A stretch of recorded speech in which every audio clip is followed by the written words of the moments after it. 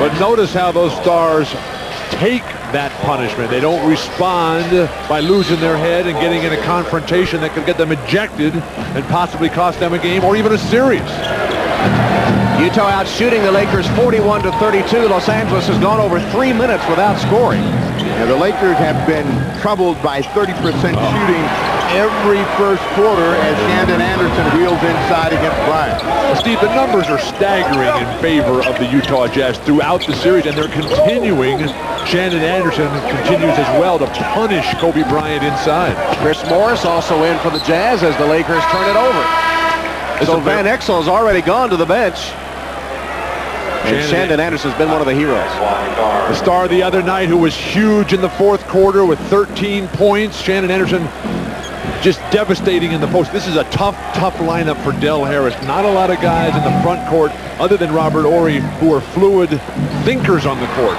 Antoine Carr into the game for the Jazz as Shaquille returns for the Lakers and Eldon Campbell will go to the bench. Stockton continues to sit as Jerry Sloan has gotten such great production from his bench. Why not? The patience of Jerry Sloan, Tom, in the substitution pattern amazes me. But he knows, and they've really worked on building confidence in his players. Isley for three, and the Jazz, with 5 reserves on the court, are handing it to the Lakers much as they did Friday night in Game 3. Yeah, those same reserves built a 10-point lead for Jerry Sloan, and that had the LA Lakers fighting uphill the entire ball game. Confident bench looking on as Howard Isley steps back. Now, you want to see confidence, and this is the guy that was struggling coming into this series, nails a deep three. But the confidence in that he knows no matter what, he's going to play 15 to 25 minutes a game.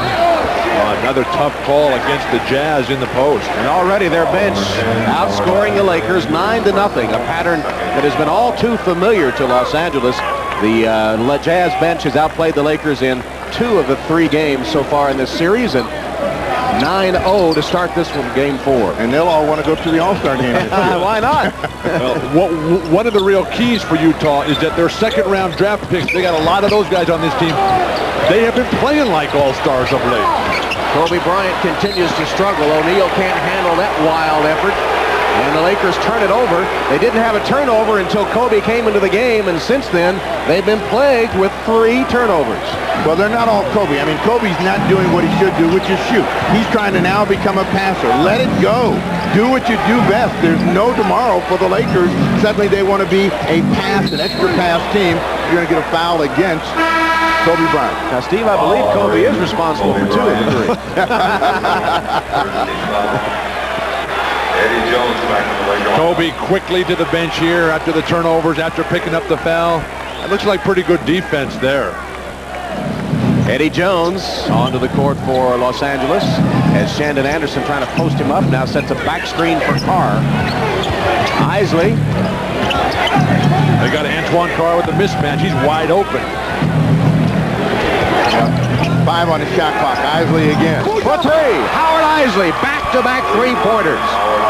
Tom, the Jazz work on that with Isley all the time, where they count down the shot clock as he's got the dribble, because he's the guy who has it so many times at the end of that shot clock. They work on the bump, the push, the forced rush shot. He's ready to deliver. Jones finally breaks the spell with a Laker bucket after the Jazz, thanks to their bench, had built a 10-point edge. That one cuts it to 8. Utah had scored 12 straight points. Why don't the Lakers pass it to Shaq more in the set offense? The Jazz, no one else for that matter, have found an answer for him yet. That's probably what Del Harris asks every time out. He may be asking that as we speak. Timeout.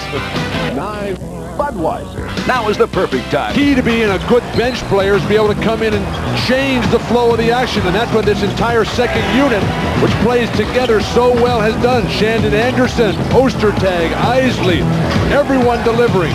Antoine Carr setting great screens. The bench production for the Utah Jazz. Greg Ostertag has played marvelous ball today. And that's from a former NBA sixth-man award winner in praise of the bench. Yesterday we saw the Pacers bench pay some dividends in their win over the Bulls, but I think that the Jazz bench is the best in the NBA. I agree with you, Tom, but Larry Bird certainly showed a lot of confidence in those guys, and the quickness of Jalen Rose, the quickness of Travis Best really paid big dividends for Indiana. Right now you have a Laker team that's confused offensively as how to attack, and that's one of the reasons Shaq is not getting the ball. Eddie Jones with the runner against the shot clock. I'll tell you how they ignore Shaq. I'll tell you how you get Shaq the ball. Put him in the low post, have him to put his hand up and come down and throw it to him. There's nothing confusing about that. But give the Utah Jazz some credit. They're confusing them, and that's creating a problem. Carr. See, the Utah big front court players. More bench again from Antoine Carr. These guys can set screens, they can handle, they can pass, they can shoot. And the skilled players. The carnage continues. It's 16-2 now in favor of the Utah bench against their Laker counterparts as Antoine Carr knocked in the last one. And one of the major differences, Jerry Sloan has a ton of confidence in his bench, and he's letting these guys play. As Bill pointed out early, Del Harris is looking for a combination, and his players are in or out in a short period of time. But Steve, to Sloan's credit, he builds confidence. Oh, nice clear out by Shaq with the off arm. Why do they not go to him every time is the question. I thought I asked that. Well, it hangs. It continues to just hang around here. It's been out there for some time. Ostertag misses a jam. Fox leads the Laker break, but the Jazz are back on defense. Good hustle, Antoine Carr to deny Shaq in transition. You know, what the Lakers have to do is take advantage of getting to the offensive end quickly and create a quick offensive opportunity. Shaq busting through 2-3 screens to try to finally get position. No clear out, Bill. Well, you just dropped the left arm. It's very good. The great scorers do that. Kareem Abdul-Jabbar, the greatest scorer in the history of the game. He was the master at that. Take it up with two hands. At the last moment, just drop it off. That was fun. Ostertag committed that last foul, and now Joey Crawford with another call here.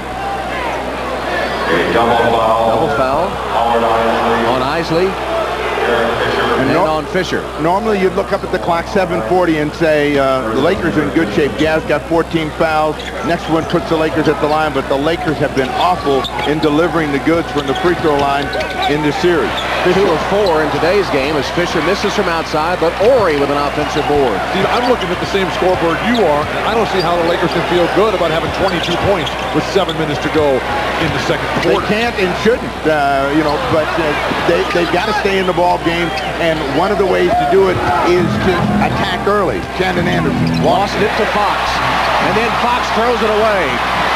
Morris couldn't hang on, and Shaquille O'Neal to Eddie Jones. Great strength on the outlet by Shaq. Fisher. Not his shot. He got his own. Penetrates this time. Still can't hit. Horry is foul. Looks like it'll be Antoine Carr with a foul. Timeout at the Forum. 6:47 left till halftime. The Jazz up 8 on the Lakers.